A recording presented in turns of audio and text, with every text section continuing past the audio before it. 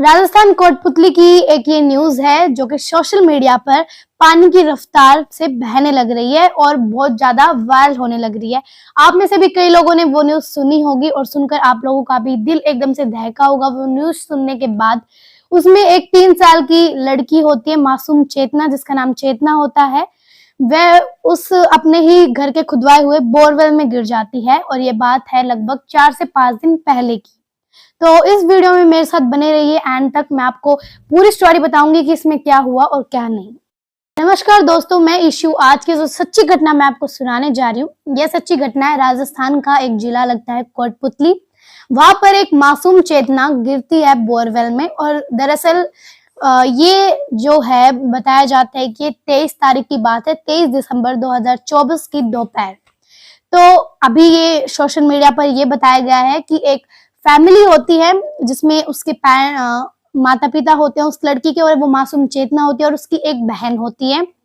तो वो मासूम चेतना बाहर जो उनके ही घर का एक बोरवेल वहां पर खुदवाए रखा है। जैसे राजस्थान में पानी की कमी होती है तो कई बार करवाते हैं, तो वैसे वहां पर करवाया हुआ था और वो मासूम चेतना वहां पर खेल रही होती है।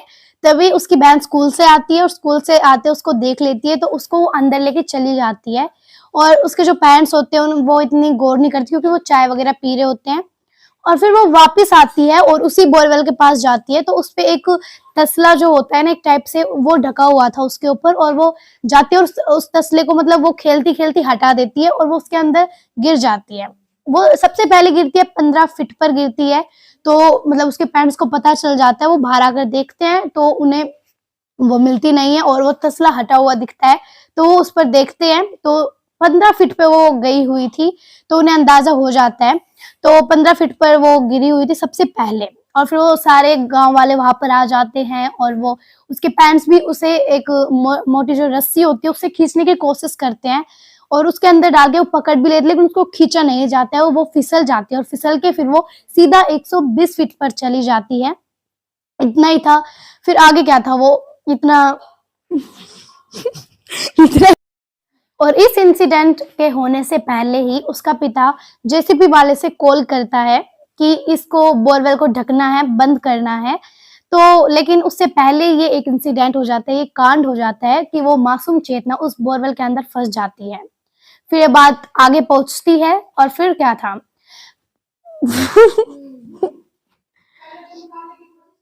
बोल दिया मैं। और नतीजा ये निकलता है कि वो मासूम बच्ची 170 फीट गहरे बोरवेल में फंस जाती है और पुलिस को भी कॉल किया जाता है, तो पुलिस से भी कुछ नहीं होता है। मतलब वो ऐसे ये सब नहीं निकाल पाती क्योंकि वो बहुत ज्यादा नीचे थी। और तभी रेस्क्यू टीम में और ये सब इनको बुलाया जाता है, पुलिस वाले इनको कांटेक्ट करते हैं, बुलाए जाते हैं। तो 3 के करीब रेस्क्यू टीम पहुंचती है 2-3 घंटे में, और वहां पर प्लान ए के तहत वो स्टार्टिंग करते हैं कि अभी क्या हमें करना है। तो अभी सब प्लान वगैरह करते हैं और थोड़ा काम करते हैं। तो 2 दिन तक उस लड़की का मूवमेंट हो रहा था, वो हाथ वगैरह हिला रही थी, लेकिन तीसरे चौथे दिन पता चलता है कि वो उसका मूवमेंट भी नहीं हो रहा है, हाथ वगैरह वो नहीं हिला रही है। और इसी कारण अब ये और काम लोग बोल भी रहे हैं, बहुत ज्यादा लोगों से इंटरव्यू लिया जा रहा है सोशल मीडिया पर, तो बताया जाता है कि काम बहुत ज्यादा स्लो चल रहा था और मतलब कि बहुत तेजी से नहीं चल रहा था। और ऐसे बहुत लोग बोलते हैं, बल्कि उनके पेरेंट्स भी ये बोल रहे हैं कि काम स्लो चल रहा है, गांव वाले भी बोल रहे हैं।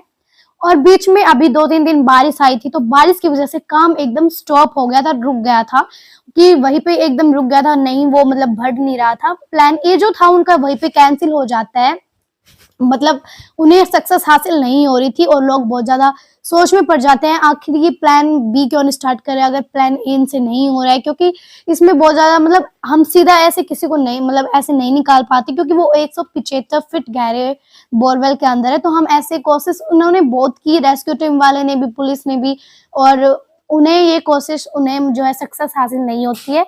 और फिर वो बारिश आने के थोड़े दिन बाद यानी कि 1-2 दिन बाद वो स्टार्ट करते हैं, प्लान बी के तहत वो चलते हैं। प्लान ए था, प्लान स्टार्टिंग में जो उन्होंने स्टार्ट किया प्लान ए था। प्लान ए में क्या था? प्लान ए में था कि जिस बोरवेल के अंदर वो गई है उसी बोरवेल के अंदर कोई जाकर उसे बाहर निकाले, बट ये पॉसिबल नहीं था क्योंकि वो बहुत छोटा था। फिर वो क्या करते हैं, प्लान बी स्टार्ट करते हैं 27 या 28 तारीख को। और लोगों का कहना है कि उन्होंने प्लान बी स्टार्ट करने में बहुत देरी कर दी है, लेकिन जो भी है अभी हम आगे देखेंगे। तो प्लान बी में क्या था? प्लान बी में था कि बिल्कुल उसके पैरेलल में, जैसे यहाँ पे वो बोरवेल है तो बिल्कुल उसके पैरेलल में यहाँ पर एक और गड्ढा खोदा जाएगा और वो खोद भी दिया जाता है 170 फीट तक।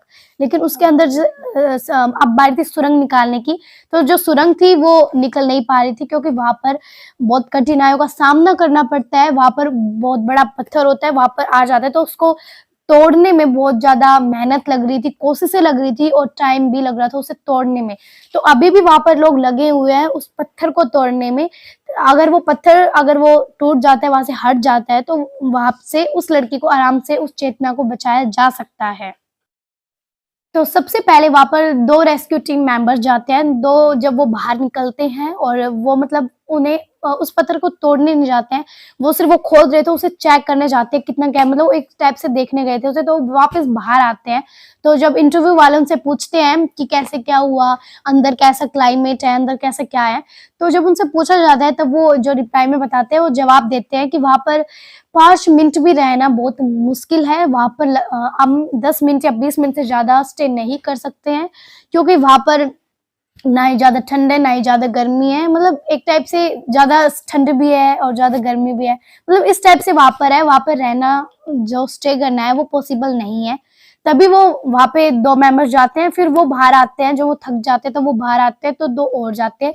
इस टाइप से उनका काम चल रहा था और ये बहुत कठिनाई के साथ ये काम चल रहा है और बहुत मुश्किल से। उसके बाद लोगों का मानना ये है, इस इंटरव्यू को सुनने के बाद लोग सोचने पर मजबूर हो जाते हैं, जब भी इतने बड़े जो लोग हैं ये यहाँ पर 5 मिनट 10 मिनट से ज्यादा नहीं रह पा रहे हैं, तो वो बच्ची अभी तक कैसे रह रही होगी और वो भी इतनी देर तक।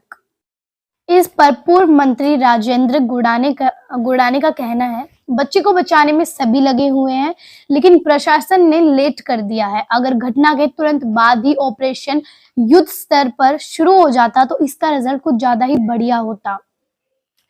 जो तैयारी पिछले 3 दिन में हुई है वो 6 दिन पहले होनी चाहिए थी। जिला कलेक्टर को 3 दिन लगे यहाँ पर पहुंचने में, ये शर्म की बात है। बहरोड कलेक्टर कल्पना अग्रवाल ने कहा, रेस्क्यू ऑपरेशन पूरी तरह से कंट्रोल में है और बच्ची को सुरक्षित बाहर लाने के लिए हर संभव प्रयास किए जा रहे हैं।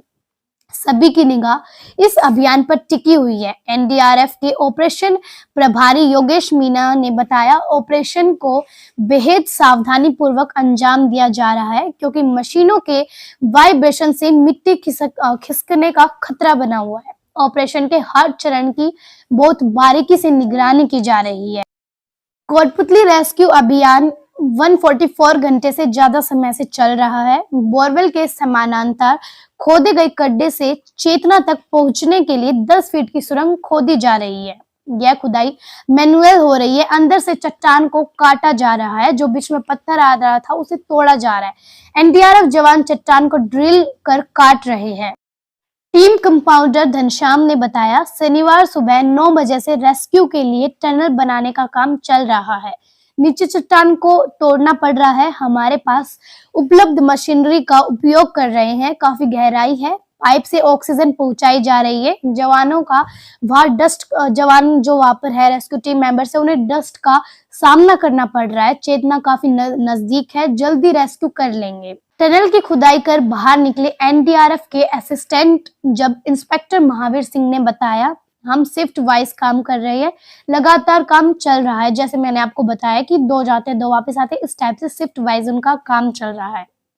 ड्रिल करते कोई थकता है, दूसरा साथी जाता है, उतरता है, वहां पर पूरी ताकत से जुटे हैं, आगे बढ़ रही है, लेकिन खोदने का स्पेस कम होता जा रहा है।